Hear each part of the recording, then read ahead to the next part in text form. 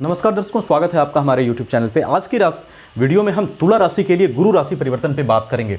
देखिए, गुरु का जो राशि परिवर्तन है बहुत ही इंपॉर्टेंट रहता है। वीडियो लास्ट तक देखिएगा, एक एक चीज़ क्लियर करूंगा और कोशिश करूंगा कम समय में आपको बताने की। उसके साथ साथ थोड़ी सी तुला राशि के लिए बात करूंगा इस बात पर भी कि कैसे अब आपको मोटिवेट रहना है। कुछ प्रॉब्लम्स आपको शनि की साढ़े साती में हुई हैं, फिर 5th हाउस में भी थोड़ी दिक्कत हो रही है, उस पर भी थोड़ा बात करूंगा। लेकिन पहले गुरु को देखते हैं।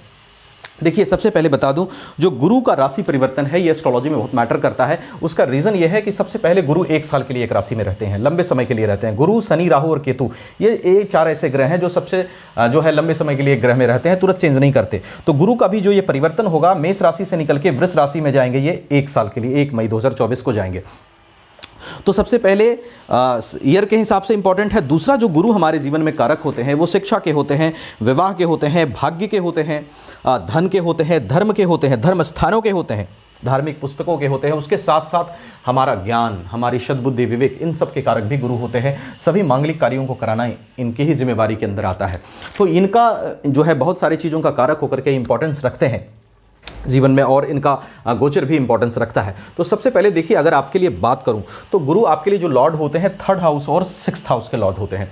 कोई योग कारक ग्रह यहां पे नहीं बनते, लेकिन यहां पर जो इनका गोचर था, अगर परिवर्तन की बात करूं तो ये जो गोचर था 7th हाउस में, त्रिक भाव के लॉर्ड होकर के 7th हाउस में गए। इससे बहुत अच्छा गोचर ये है कि त्रिक भाव का लॉर्ड होकर के ये त्रिक भाव में जाए, यानी कि जो 1 मई 2024 को गुरु 8th हाउस में जा रहे हैं, ये 7th हाउस से बेटर पोजीशन में है। इसलिए बेटर पोजीशन में है क्योंकि त्रिक भाव का केंद्र या त्रिकोण, त्रिक भाव के लॉर्ड का मारक ग्रह का किसी त्रिकोण या केंद्र में बैठना अच्छा पोजीशन नहीं माना जाता है। लेकिन जब ये 8th हाउस में आएंगे 1 मई 2024 को, तो सबसे पहले आपके त्रिक भाव के लॉर्ड त्रिक भाव में जाएंगे तो इनकी स्थिति अच्छी होगी।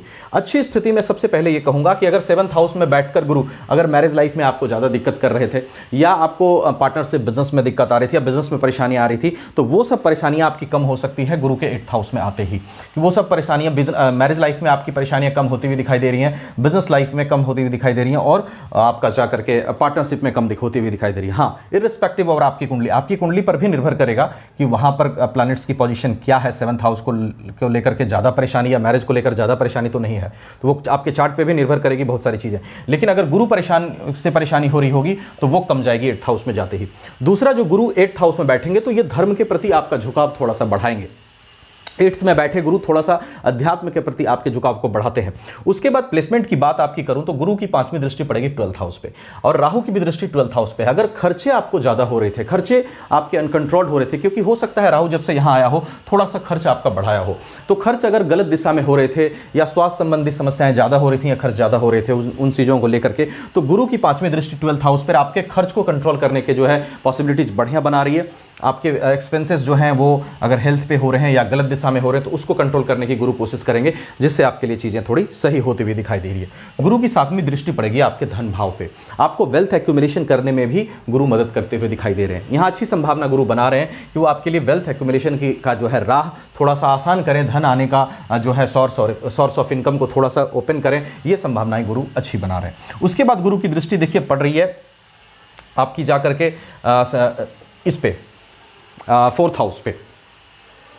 4th हाउस पे नीच दृष्टि पड़ेगी क्योंकि मकर राशि है, लेकिन फिर भी गुरु की दृष्टि में चूंकि अमृत है, तो अगर आपके घर में ज़्यादा कलह चल रहा था, ज़्यादा आर्गुमेंट्स चल रहे थे, तो 4th हाउस पे गुरु की दृष्टि उसको कम करने की चांसेस बना रही है। उसके साथ साथ अगर लैंड प्रॉपर्टी से रिलेटेड चीज़ों में ज़्यादा विवाद चल रहा था, तो उस विवाद को गुरु सुलझा सकते हैं, क्योंकि गुरु की 9वीं दृष्टि 4th हाउस पे है।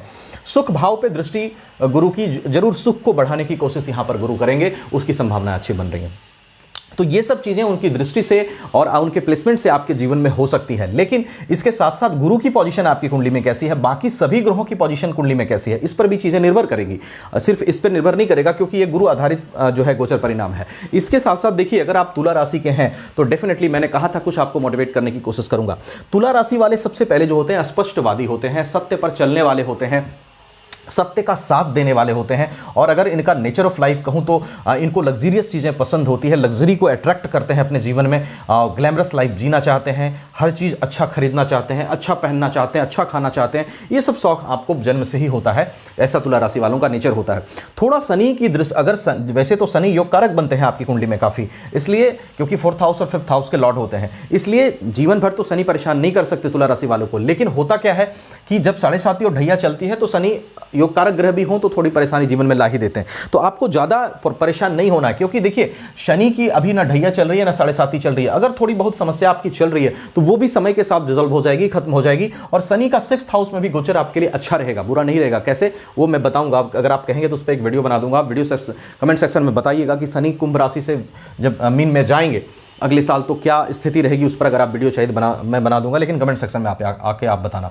उसके बाद देखिए शनि की स्थिति से या राहु की स्थिति से अगर थोड़ी प्रॉब्लम आई है जीवन में तो उसको ज़्यादा आप स्ट्रेस में लेकर के मत जिए। देखिए जो चीज़ खो चुका उस पर ध्यान नहीं देना है, जो आगे आपके लिए है उस पर आप फोकस करिए, क्योंकि शनि ने आपको बहुत सारे अच्छे एक्सपीरियंसेस दिए होंगे 7.5 के दरमियान, ढैया के दरमियान। उन सारे एक्सपीरियंसेस का अगर आप इस्तेमाल करें, और वैसे प्लेसमेंट खराब नहीं है, 5th हाउस में शनि का भी गोचर है कुंभ राशि में, तो कई सारी अच्छी स्थितिज भी बन रही हैं। तो आपको मैं यही कहूंगा कि आप मोटिवेट रहें, ज़्यादा परेशान ना हो, जो चीज़ हो चुका उसको भूल जाएं। और चूंकि खुश रहना आपका स्वभाव है, उस चीज़ को आप अपने जीवन में इस्तेमाल करें, अपने नेचर के स्ट्रेंथ को आप इस्तेमाल करें, और जीवन में जितना हो सके खुश रहते हुए अपने रिसोर्सेज को जो है वो यूज़ करते हुए आप जीवन में आगे बढ़ने का प्रयास करिए। तो ज़्यादा परेशानी वाला समय आपका जो है वो अब नहीं दिख रहा है, क्योंकि शनि का वो सब जो प्रॉब्लम है वो निकल गया है। और इसके साथ ही जैसा मैंने कहा, आप अपनी कुंडली में भी सभी ग्रहों की पोजीशन, महादशा, अंतर्दशा किसकी चल रही है, एक बार कुंडली एनालिसिस भी जरूर करा लीजिएगा। अगर आप डिटेल में जानकारी चाहते हैं, हमसे कराना चाहें, व्हाट्सएप नंबर आपको वीडियो के डिस्क्रिप्शन में मिल जाएगा। कहीं और अच्छा लगे वहां भी करा सकते हैं। वीडियो अच्छी लगी हो लाइक शेयर करके चैनल को सब्सक्राइब कर लीजिएगा। Thank you so much.